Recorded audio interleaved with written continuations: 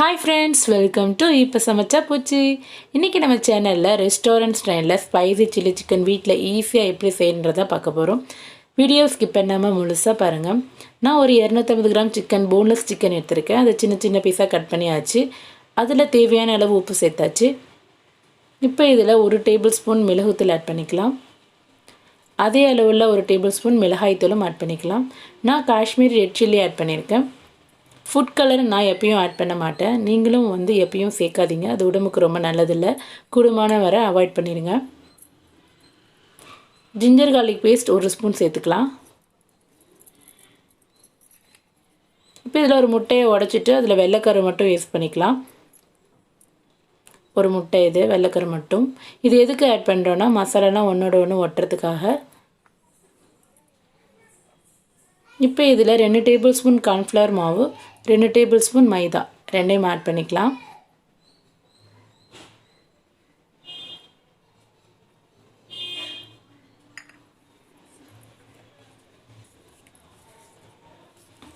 மாவுலாம் add பண்ணிவிட்டு இதில் ஒரு பிஞ்ச் சோடாப்பு சேர்த்துக்கலாம். இல்லை பேக்கிங் சோடா ஏதாவது ஒரு பிஞ்சு சேர்த்துக்கோங்க. இப்போ இது எலுமிச்சம் ஹாஃப் பிழிஞ்சு விட்டுக்கலாம். எதுக்கு நம்ம ஆப்போசோடா சேர்க்குறோன்னா எலுமிச்சமும் ஆப்போசோடாவும் சேரும்போது சிக்கன் ரொம்ப ஜூஸியாக சாஃப்டாக வெந்துடும். சாப்பிடும்போது ரொம்ப அருமையாக இருக்கும். ஸோ அதுக்காக தான்.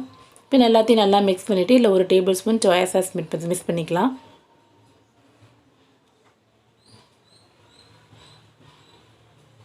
எல்லாத்தையும் ஒன்றா நல்லா கலந்து விட்டுருங்க. மசாலா சிக்கன் மாவு எல்லாம் நல்லா மிக்ஸ் ஆகணும். மிக்ஸ் ஆகிட்டு இதை நம்ம ஃப்ரை பண்ணி எடுத்துக்கலாம். இப்போ ஒரு பேனில் 2 டேபிள் ஸ்பூன் ஆயில் போட்டிருக்கேன். எப்பயுமே சிக்கனை நம்ம ஃப்ரை பண்ணுறதா இருந்தால் கொஞ்சமாக ஆயில் ஊற்றி போகிறீங்க. ஏன்னா திரும்ப அந்த ஆயிலை ரொம்ப யூஸ் பண்ணிவிட்டு நம்ம யூஸ் பண்ண முடியாது. ஸோ 2 டேபிள் ஸ்பூனே போதும். இதுக்கு மசாலா பிரியாது. நம்ம முட்டை சேர்த்துருக்கறனால கார்ன்ஃப்ளவர் மாவும் சேர்த்துருக்கறனால மசாலா பிரிஞ்சு வராது. நல்லா பஃபியாக வெந்து வரும். பாருங்கள் பேன்லேயும் ஒட்டாது. நம்ம திருப்பி போடவும் ரொம்ப ஈஸியாக இருக்கும். இப்போ நம்ம திருப்பி போட்டுடலாம். முன்னாடி பக்கம் நல்லா வெந்துருச்சு. இதே மாதிரி 2 பக்கமும் புரட்டி விட்டுட்டு ப்ரௌன் கலர் வந்தோடனே நம்ம சிக்கனை எடுத்துக்கலாம். அதுக்கு முன்னாடி 1 டேபிள் ஸ்பூன் கார்ன்ஃப்ளவர் மாவை நம்ம தண்ணி ஊற்றி நல்லா கட்டி இல்லாமல் கரைச்சி வச்சுக்கலாம். இப்போ நம்ம காய்கறிலாம் கட் பண்ணியாச்சு. குடமிளகா, வெங்காயம், பச்சை மிளகாய், கருவேப்பிலை, பூண்டு, இஞ்சி எல்லாம் பொடிசாக கட் பண்ணி வச்சுருக்கேன். வெங்காயத்தை நம்ம ஸ்கொயர் ஷேப்பில் கட் பண்ணோம். அதே மாதிரி குடமிளகாவும் ஸ்கொயர் ஷேப்பில் தான் கட் பண்ணணும். பச்சை மிளகாய் இந்த மாதிரி கட் பண்ணிக்கோங்க.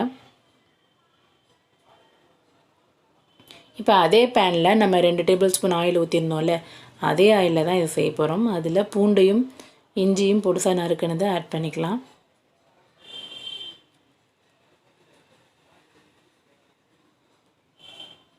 இப்போ இதில் கருவேப்பிலை போட்டுக்கலாம். கருவேப்பிலோட மனம் இந்த ரெசிபிக்கு ரொம்ப நல்லாயிருக்கும். ஸோ கருவேப்பிலை குடும்பமான வரை எவ்வளோ போடணுமோ அவ்வளோ போட்டுக்கோங்க.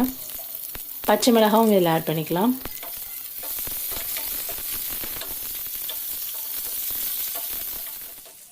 இப்போ இதில் சாஸ்லாம் சேர்க்க ஆரம்பிச்சிடலாம். 1 டேபிள் ஸ்பூன் சோயா சாஸ் சேர்த்துட்டு நம்ம நல்லா கிளறி விடுங்க.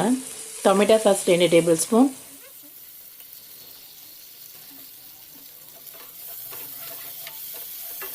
கொஞ்சமாக வினிகர் சேர்த்துக்கலாம்.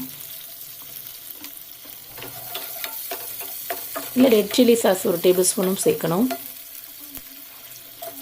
அதுக்கு முன்னாடி நம்ம குடமிளகாவும் வெங்காயத்தையும் இதில் போட்டுக்கலாம். வெங்காயமும் குடமிளகாவும் 50% வெந்தால் போதும். இப்போ red chilli sauce 1 table spoon சேர்த்துக்கலாம். உங்களுக்கு காரம் ரொம்ப பிடிக்குன்னா நீங்கள் 2 டேபிள் ஸ்பூன் சேர்த்துக்கோங்க.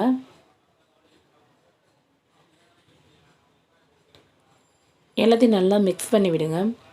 சோயா சாஸில் டொமேட்டோ சாஸ்லாம் கொஞ்சம் சால்ட் இருக்கும். ஸோ நம்ம சால்ட் போட தேவையில்லை.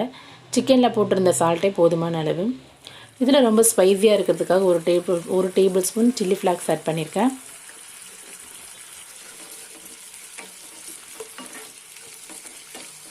இப்போ எல்லாத்தையும் நல்லா கரண்டி வச்சு நல்லா கலந்து விடுங்க.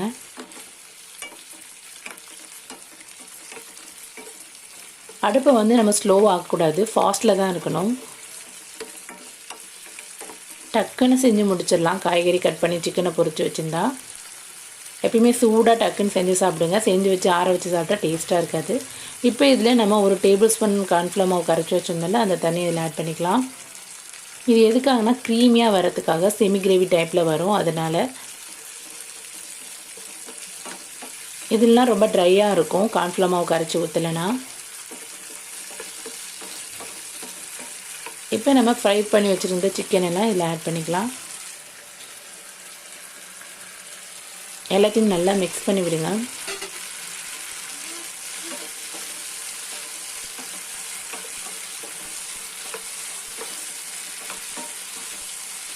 இப்போ இதில் கருவேப்பிலை கொத்தமல்லி ஆட் பண்ணிக்கலாம்.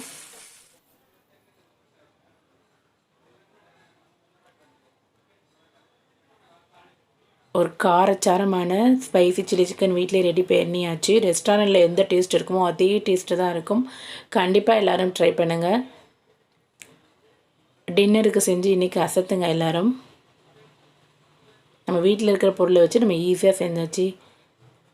ஓகே ஃப்ரெண்ட்ஸ், இந்த வீடியோ பிடிச்சிருந்தா நம்ம சேனலை மறக்காமல் சப்ஸ்கிரைப் பண்ணுங்கள். பக்கத்தில் இருக்கிற பெல் ஐக்கானையும் கிளிக் பண்ணுங்கள். அப்போ தான் நான் போடுற வீடியோ உங்கள் நோட்டிஃபிகேஷனில் வரும்.